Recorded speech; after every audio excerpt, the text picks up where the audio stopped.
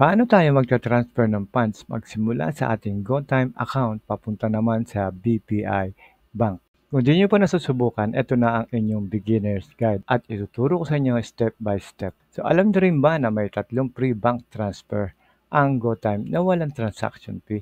Meron tayong video niya bakit maganda mag-open ng account sa GoTime. Pwede nyo pa panoorin ang video at ang link ay nasa description. Tara, pisahan na natin. So una-una mag-open tayo ng ating GoTime account and click Send and Transfer. Kalawa ay click Other Banks. Yan nasa taas sa may kanan side.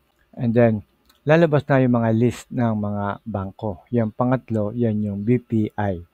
Okay, so i-click lang natin yan. And then enter na yung amount na kung magkano yung inyong ipapadala.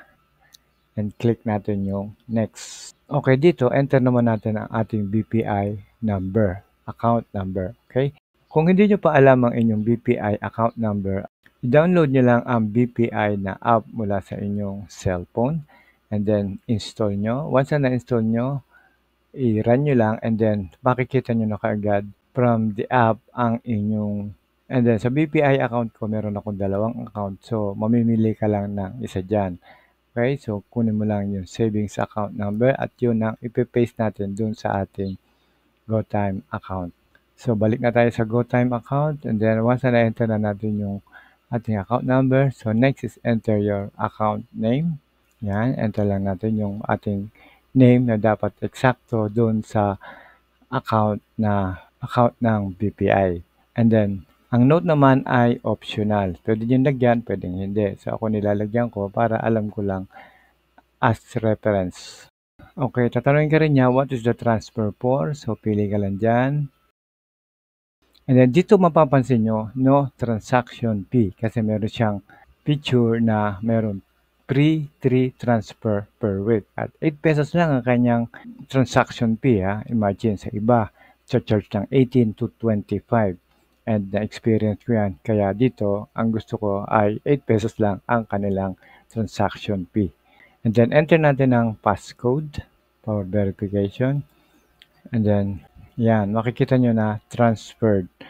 Okay, so ibig sabihin, at this point, nandun na yung pera natin sa BPI. And then, eto na yung verification na na-transfer na yung pera magsimula sa GoTime papunta sa BPI. Okay, at kung ma-check nyo, yung dating may 1,000, again, 12 pesos na lang. Okay, so ibig sabihin na bawas na kay GoTime at nandun na kay BPI.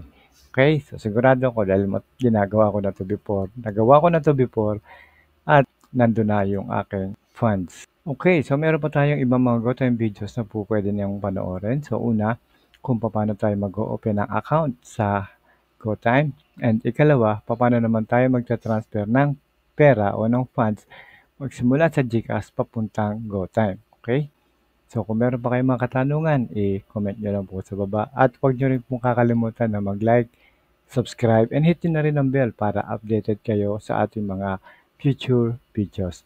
Mula po sa Promag TV, maraming salamat po sa panonood and God bless.